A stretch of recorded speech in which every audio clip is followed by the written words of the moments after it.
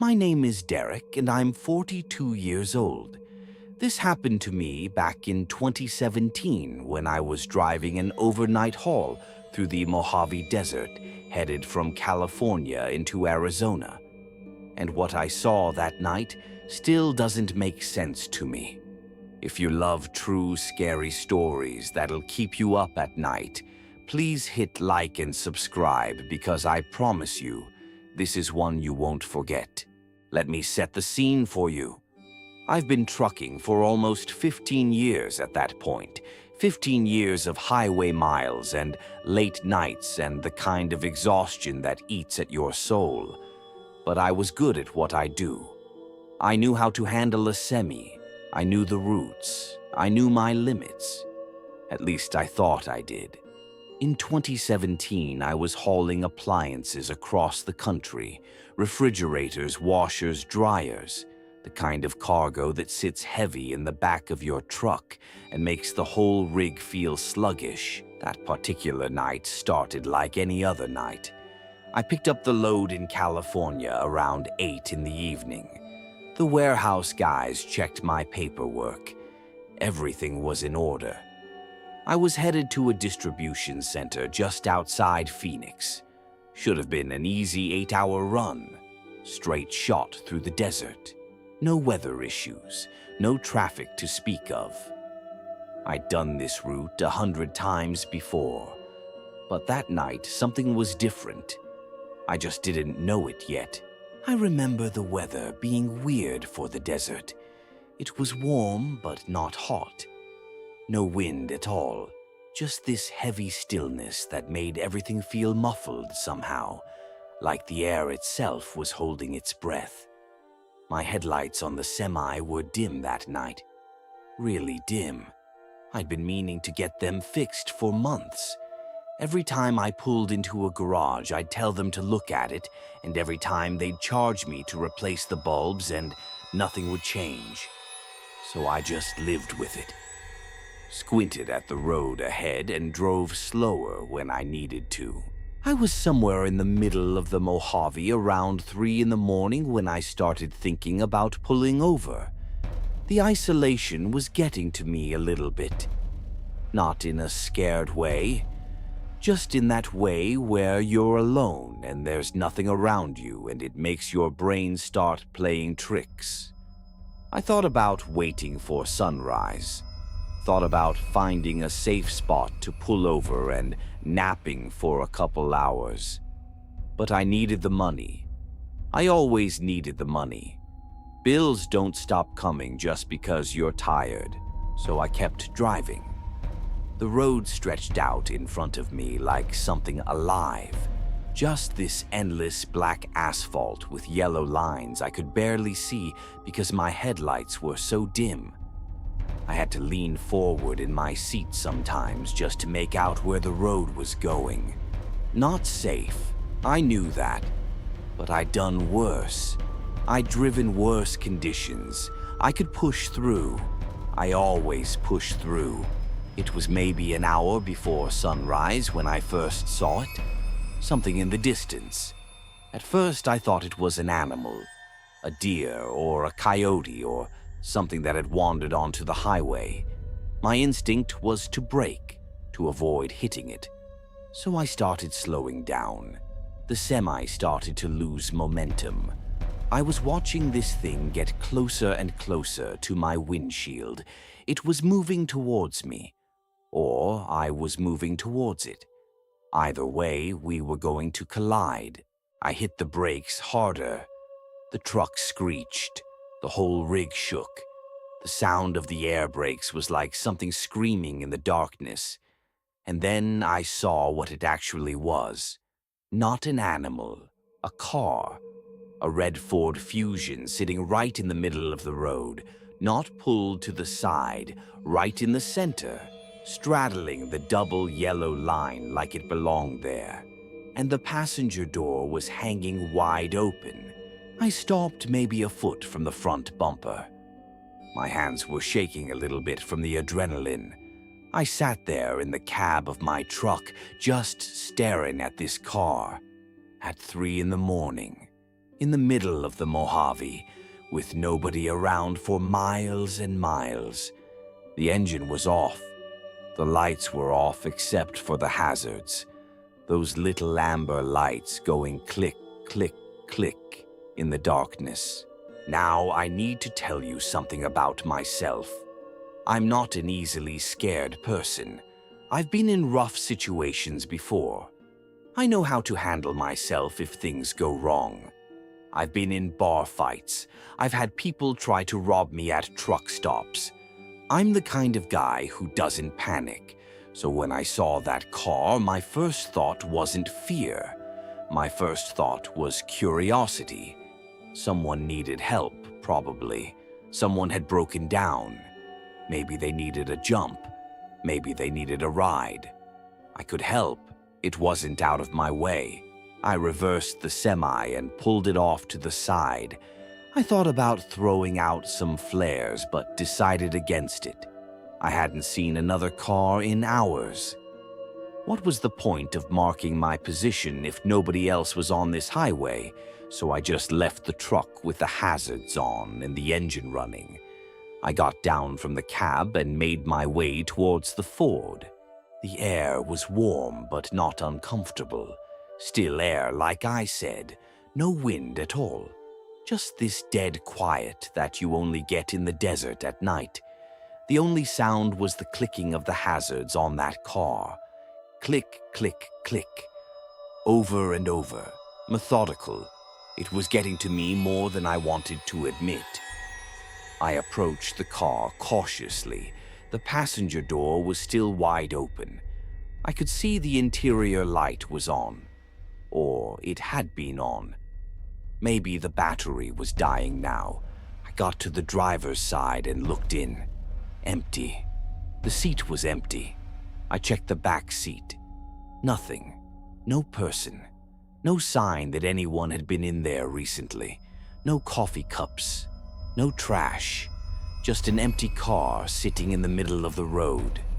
I walked around to the passenger side and looked in there too. Empty. Everything was empty. There was a key in the ignition. The engine was off. The car was just sitting there running on its hazards, waiting for something. I started to feel uneasy. This wasn't the situation I was expecting. An abandoned car was different from a car with a person needing help. An abandoned car meant something else had happened, something I couldn't immediately understand. I kept looking around, kept turning my head to look at the desert around me. The darkness was so complete that my truck's headlights only illuminated maybe 30 feet in any direction. Beyond that was nothing, just black. Anything could be out there. Anyone could be standing just beyond that circle of light. I made a decision. I was going to look in the trunk. I don't know why. Some part of me needed to know what was in that car. So I reached in through the open passenger door and hit the trunk release. Nothing happened. The trunk didn't pop. I tried again. Still nothing. The car was locked up somehow, so I grabbed the keys from the ignition and went to the back of the car. I unlocked it with the remote. The trunk lid popped up maybe 2 inches, but then stopped. It was jammed. Something was holding it closed from the inside. I opened the back door and tried to reach the trunk from there. My arm fit into the gap. I was feeling around, trying to figure out what was blocking it. And then I felt something. Fabric. Rope. I grabbed hold of it and pulled. The trunk came open. And that's when I saw them. 3 plastic garbage bags. Big ones. Garbage bags full of something that I couldn't identify. And tied around them was a length of rope.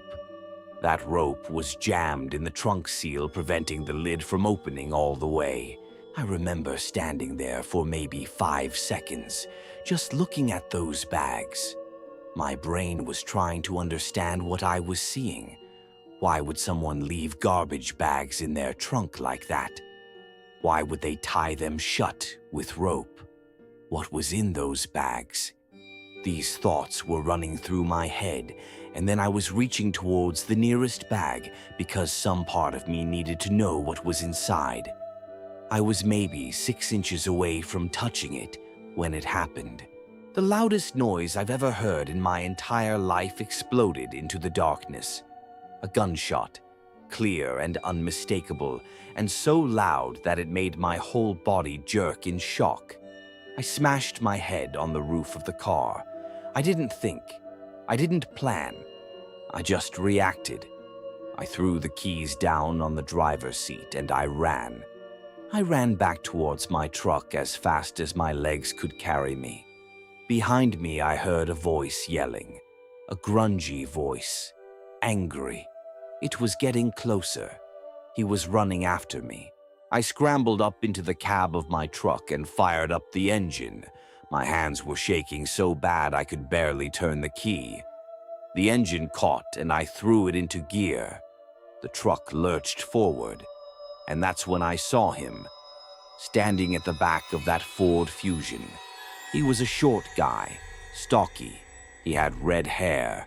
He was wearing blue overalls and tall rubber boots.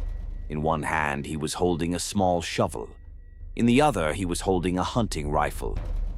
We locked eyes for maybe 2 seconds as my truck pulled past him. He didn't look crazy or wild-eyed. He just looked worried, concerned even, like he was asking me not to leave. But I was leaving. I had no choice. I stepped on the gas and pushed that semi faster than I should have. I watched in my mirror as he started chasing after me. He was yelling something. Wait. He was yelling, wait. His voice was fading as my truck pulled away, but I wasn't stopping. There was no way I was stopping for that guy. Not with a rifle, not with those bags in his trunk, not with any of this. I drove for about 5 minutes and started to think I was clear. Started to think I could breathe again. And then I saw the headlights coming up fast behind me. The red Ford. That same car, it was chasing me. The driver was pushing it as hard as it could go. On the open highway, he was gaining on me. My semi wasn't as fast as a sedan on the flat road. I grabbed my phone while steering with one hand and dialed the police. The non-emergency line. No, 911. Emergency. I needed emergency. The dispatcher answered and I told her what I could. I was on Route 60 somewhere near the Arizona border. There was a red Ford following me. I'd seen a gun. I was a trucker trying to get away. She told me to keep driving and that help was coming. The Ford was right on my tail now.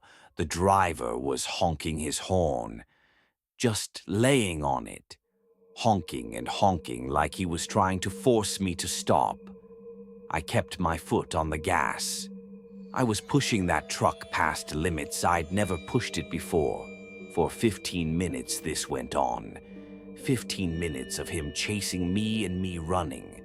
15 minutes of not knowing if he was going to ram me off the road, not knowing if he had a gun trained on my back, not knowing anything except that I needed to stay ahead of him and get to civilization.